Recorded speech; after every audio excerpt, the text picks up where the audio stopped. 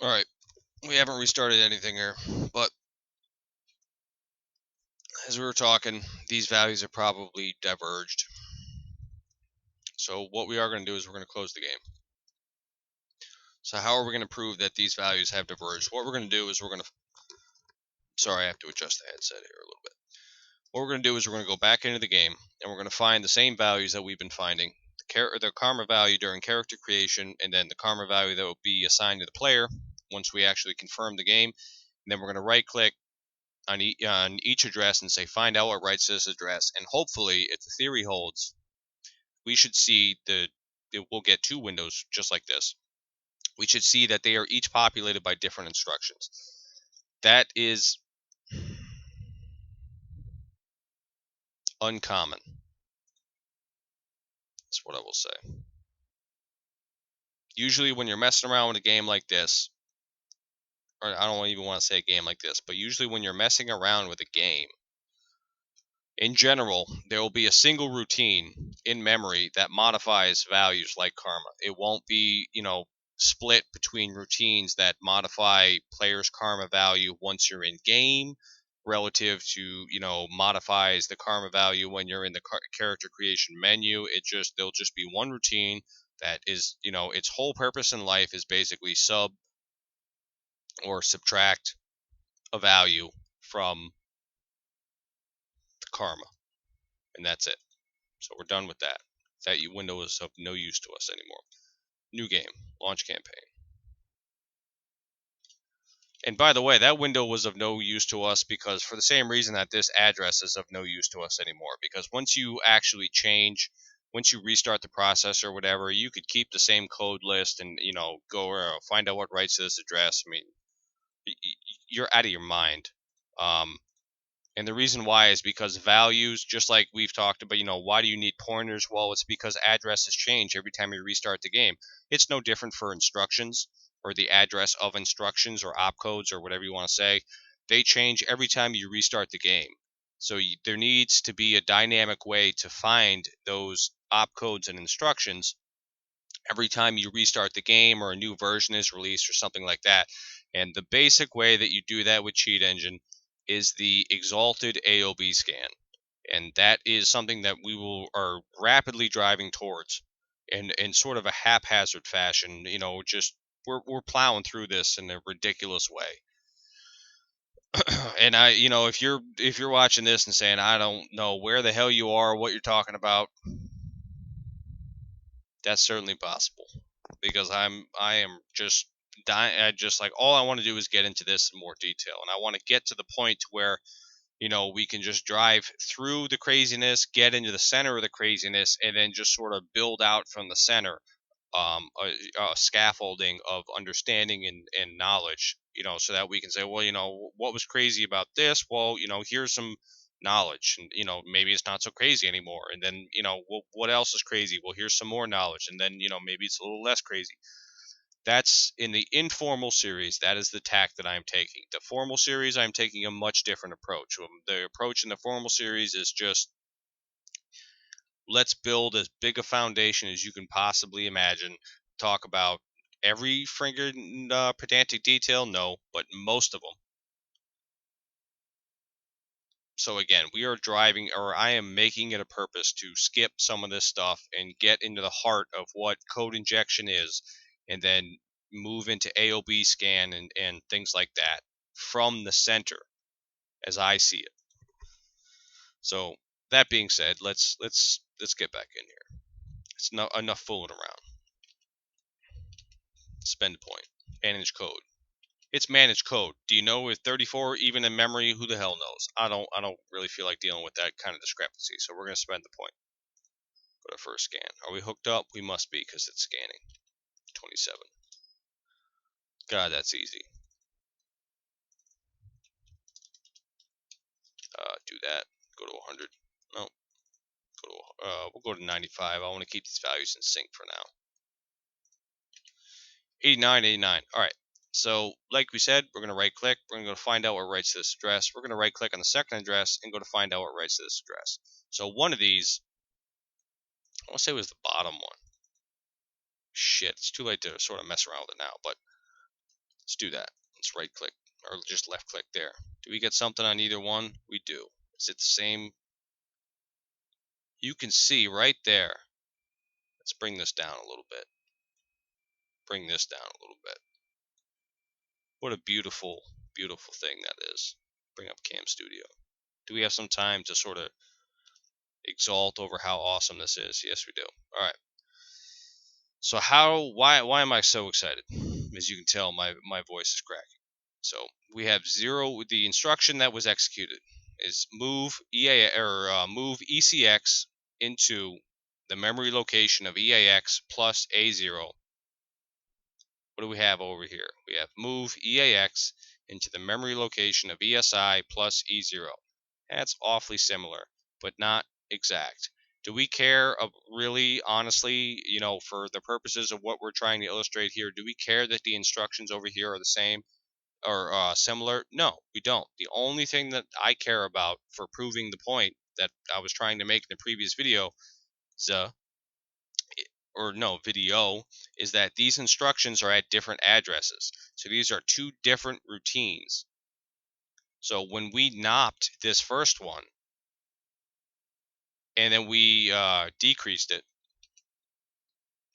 when we NOP'd these two over here obviously were not NOP'd because they're in a different location. It's a different memory, or it's a different assembly instruction in a different location in memory.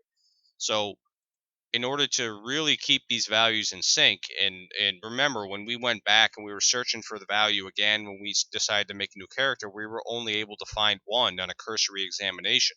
And the reason that we sort of posited is because we NOP'd one, or we NOP'd both routines for one value, but we didn't NOP both routines for the other value. And again, this is somewhat peculiar when it comes to games and things, and it's not super peculiar, but it's a little strange.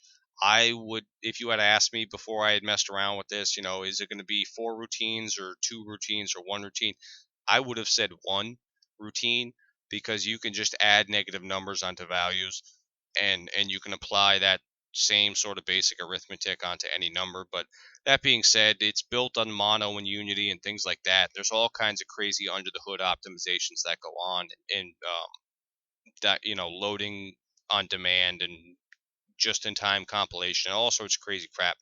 So it's possible this is not even sort of a programmer accident. It's possible that this is just some accident of optimization, as the case may be. Is having 4 routines more efficient than having 1? Who the hell knows? There's really no way to say. You could speculate endlessly, but let's NOP all 4. See what we get. Yep, yep, yep, yep. So what did we do? We essentially said that whenever the assembly instruction tries to modify this value, whether it's increasing or decreasing, do nothing. Whenever the game or assembly instruction tries to modify this value, or the value stored in this address is perhaps a more specific way to say it, do nothing. We have removed all facilities that we are aware of for the game to modify these two values. So no matter what we do, these values should never be modifiable. And that's not specific to these addresses. That is specific to the karma value of character creation and the karma value during actual play. So let's prove that a little bit. Let's see if we're right. It's possible we're wrong, because when you're messing around with this stuff, you're really getting into the realm of dynamic um, routines and parameters and things like that. I mean, you're just, again, it's really crazy stuff, but we're keeping it somewhat generic. So we've certainly proved the point that screwing around on the character creation screen is not going to mess around with that value at all. So we will go ahead and load the game. You see this sort of immediately resets to 0. It's a little disappointing, but you can also see that this is the one that was for karma during assigned to the player after character creation. There's a whole lot of XORs going on here, which is essentially zeroing out EAX. Whenever you exclusively OR something with itself, you're going to get 0. That's just sort of the way it is. You can look up XOR if you really want to. If you want to, you just go to Wikipedia, type in XOR, bring up exclusive OR and exclusive disjunction if you want, but mostly it's referred to as exclusive OR. You can read all about it. But basically, when you XOR something with itself, it's 0. It's actually, as it turns out, it's faster to XOR something with itself to get the value as 0 into that value or register, as the case may be, than it is to actually move 0 into that register. That's a whole series of ridiculous things. But you can also see that we still appear to have 89 karma as dictated by this value here. Let's see if we can mess around with that a little bit. So we add some, we remove some, still not changing. Is this value changing at all? I might have had these values backwards.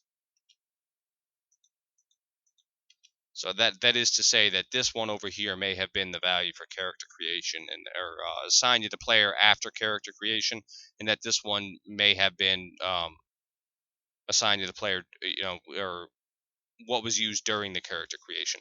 I wasn't paying super close attention, but let's go ahead and confirm it and see what we get. Still 89. Let's go ahead and reduce it if we can. There's no way we can reduce existing karma, but let's just do that a little bit. We added 5. You can see we really cannot screw with that value at all. Why can we not screw with that value? Because the game at this point, it has no logic anymore for how to mess with that value. At least in a generic way. There's possibly some routines in memory, like if you're in a heavily scripted level or something like that, there might be some routine or function or method or whatever you want to say, some assembly instruction floating around in memory, that will basically just say, hey, give me this value for the player's karma, and then just set it to 0. That's more than possible. So you're certainly not immune from that sort of outlier effect. But what you are immune from is basically anything at all when it comes to screwing with the karma value as relative to the karma screen. You can see, I mean, I've done it a couple times now. Certainly prove the point beyond any reasonable doubt. So let's go here. Let's quit. You know what? The hell with it. Let's load a different game. Let's see what we get there. Some game. I don't know. Some game. These won't get accessed anymore either. You'll never see the count increase anymore because they've been knocked. You will see this go up because the XOR here is a totally different memory location, and we haven't messed with that. But these 4 instructions right here the count should never ever increase because we've knocked them. So basically, the game has no concept of it at all anymore. So we got 34 here. Let's go to spend karma 34. We can increase it. Let's confirm it. Still 34. Let's decrease it. Well, again, we can't, but let's increase it by like, I don't know, 6 or 7. Let's decrease it by a couple more. Still 34. The game has no logic for how to deal with increasing or decreasing karma anymore on a player level or on a new character level if we are at all competent in what we're talking about. And as I've proven conclusively in this series, the game loves to prove me wrong, and that's very common. But again, increase, increase, increase, increase, 34, decrease, decrease, decrease, still 34. Starting to pick up speed here a little bit because I know we're coming damn close in this time. Yeah, got about 50 seconds, got about a minute. I don't know, we'll name him Fook Me because Austin Powers is pretty funny. Yep, yep, yep.